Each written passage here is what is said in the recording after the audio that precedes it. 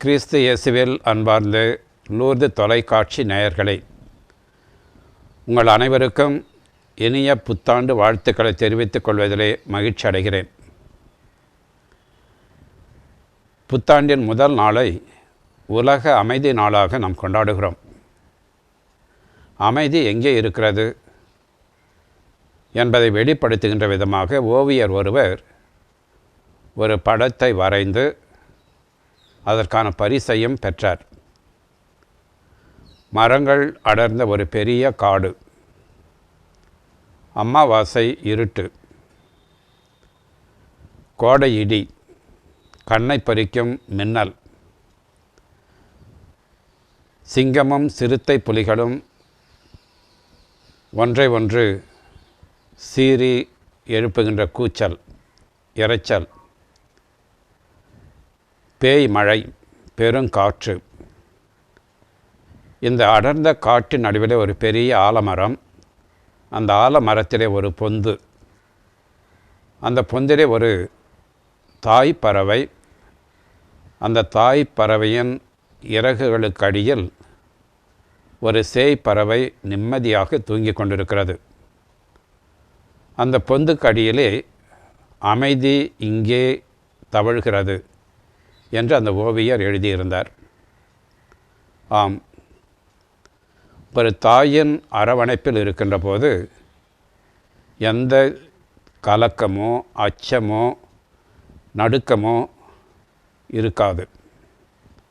அந்த தாயின் அரவணைப்பில் அந்த சேய் பறவை இருக்கின்ற போது எத்தனை இடி மின்னல் பெரும் காற்று என்றாலும் கூட அந்த தாய் பறவையின் சிறகுகளுக்கு அடியில் அந்த சேய் பறவை நிம்மதியாக தூங்குகின்றது. அதுபோன்றுதான் இன்று தாய் திருச்சபை அன்னை மரியாள் இறைவனின் தாய் என்ற பெரு விழாவை கொண்டாடி அந்த தாயின் அரவணைப்பில் நம்மை ஒப்படைக்க வேண்டும் என்று திருச்சபை இந்த விழாவை நமக்கு தந்திருக்கின்றது. ஏதோ தற்செயலாக அன்னை மரியாள் கடவுளின் தாய் என்ற விழாவை நாம் கொண்டாடவில்லை. மாறாக திருச்சபை இந்த ஒரு நோக்கத்தோடு ஆண்டின் தொடக்கத்திலேயே நம்மை அன்னை மரியாளின் அரவணைப்பில் ஒப்படைக்க வேண்டும்.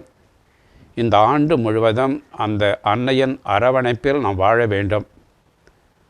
அப்படி நாம் வாழுகின்ற போது எந்த தீங்கும் நம்மை தீண்ட முடியாது, எந்த கலக்கமும் நம்மை ஆட்கொள்ள முடியாது என்ற ஒரு நோக்கத்தோடு தான் ஆண்டின் தொடக்க நாளாகிய இந்த முதல் நாளிலேயே அன்னை மரியாள் இறைவனின் தாய் என்ற பெருவிழாவை கொண்டாடுகின்றது. அன்னை மரியாள் தன்னை இறைவனுக்கு முற்றிலுமாக அர்ப்பணித்து வாழ்ந்தவர். தேம்பாவணி என்ற காப்பியத்திலே வீரமாமுனிவர் அன்னை மரியாள் தன் மகன் இயேசுவை ஈன்றெடுத்த பிறகு எப்படி அந்த மகனையும் தன்னையும் தந்தையாகி இறைவனுக்கு அர்ப்பணிக்கின்றார் என்று அழகாக வர்ணிக்கின்றார். இறைவன் 3 ஆழ்தன்மையால் தந்தையாகிய கடவுள் என்னை படைத்ததால் நான் உனக்கு பிள்ளை என்று அந்த பாலன் இயேசுவை பார்த்து அன்னை மரியாள் கூறுகின்றார். அந்த இயேசுவை பார்த்து மீண்டும் அவர் சொல்லுகிறார், நீ எனக்கு பிள்ளையாக பிறந்த காரணத்தினால் நான் உனக்கு தாய். எனக்கு மகனாக பிறந்த உம்முடைய மகனை தந்தையே உமக்கு நான் அர்ப்பணிக்கின்றேன். என் மீது நீர் காட்டிய அந்த இரக்கத்தை எல்லா மக்கள் மீதும் பொழிவீராக என்று சொல்லி தன்னை முற்றிலுமாக தந்தையாக இறைவனுக்கு அவர் அர்ப்பணிப்பதை நாம் பார்க்கிறோம். அதுபோலவே அந்த அன்னையிடம் நம்மை முழுமையாக ஒப்படைத்து அவரது அரவணைப்பிலே நாம் வாழுகின்ற போது நாம் இறைவனது அரவணைப்பில் வாழுகிறோம். இந்த ஆண்டு முழுவதும் அந்த அன்னையின் அரவணைப்பில் நாம் இருக்கின்ற போது நாம் கலக்கம் கொள்ள தேவையில்லை. துன்பம் உனது உறைவிடத்தை நெருங்காது, அச்சம் உன்னை ஆட்கொள்ளாது என்ற இறைவனின் வார்த்தைகள் அன்னை மரியாளிடம் நாம் ஒப்படைக்கின்ற போது அச்சம் அகன்று, கலக்கம் அகன்று, அந்த அன்னையின் அரவணைப்பில் நாம் வாழுகின்றோம். சாதாரணமாக நடைமுறையில் நாம் பார்க்கின்ற ஒரு காட்சியும் கூட இதுதான். ஒரு குழந்தை தனக்கு ஒரு ஆபத்து என்று வருகின்ற போது ஓடிப்போய் தனது தாயை கட்டி அணைத்து கொள்கிறது. அப்படி அந்த தாயின் அரவணைப்பில் தன்னை ஒப்படைத்த பிறகு யாரும் தனக்கு எந்த தீங்கும் செய்ய முடியாது.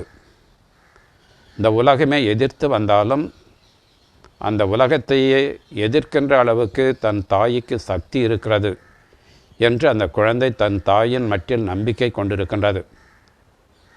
இது வெறும் நம்பிக்கை மட்டுமல்ல, அந்த தாய் அப்படித்தான் தன் குழந்தையை பராமரிப்பார்.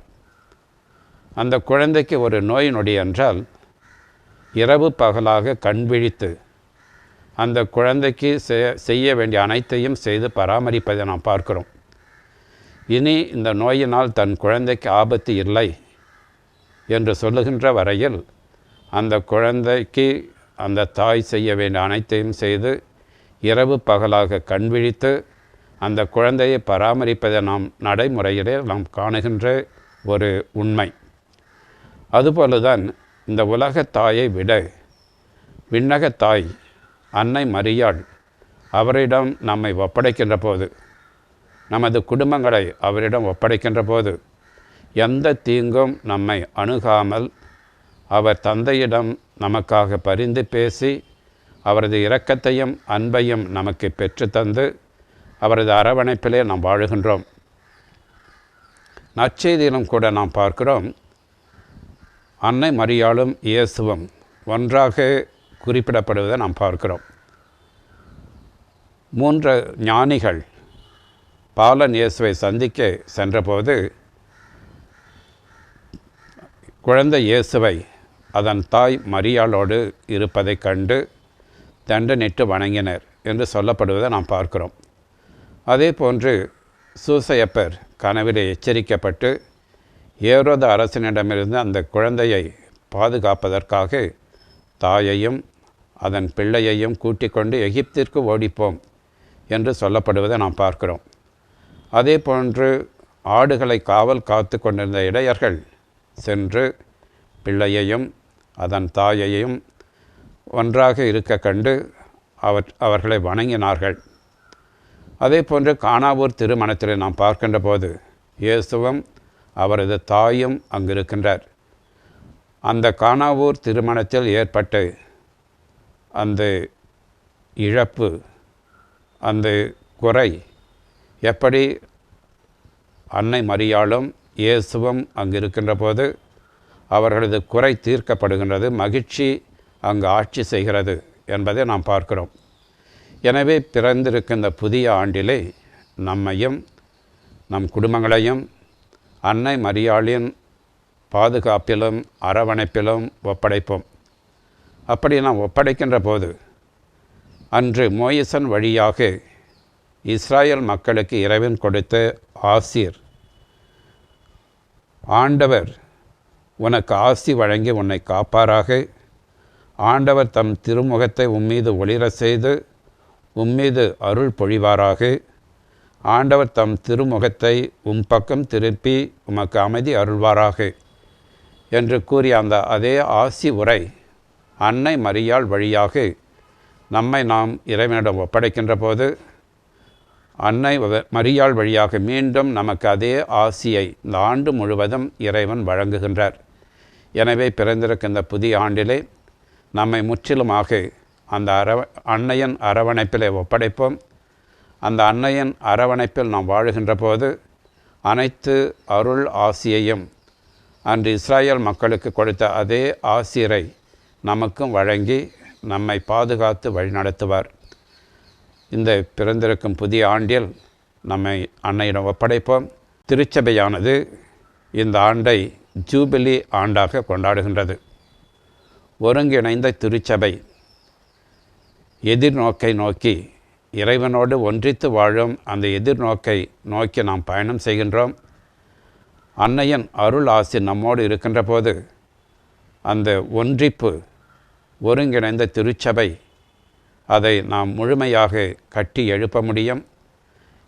இப்படி ஒருங்கிணைந்த ஒன்றித்த ஒரு திருச்சபையில்தான் இறைவனது ஆசீரும் அவரது வல்லமையும் நம்மிலே செயல்படும் என்பதை இந்த ஜூபிலி ஆண்டிலே உணர்ந்தவர்களாக, அதற்கு அன்னையின் அருள் ஆசி நமக்கு துணை இருக்கும்படியாக இந்த புதிய ஆண்டில் நம்மை அன்னையிடம் ஒப்படைத்து அவரது அரவணைப்பில் என்றும் வாழ்வோம். இறைவனது ஆசீர் என்றும் உங்களோடு இருப்பதாக. புத்தாண்டு நல்வாழ்த்துக்களை மீண்டும் உங்களுக்கு கூறி, இறைவனது ஆசீர் என்றும் உங்களோடிருந்து காத்து வழி நடத்துவதாக. I wish you a happy new year and grace-filled new year.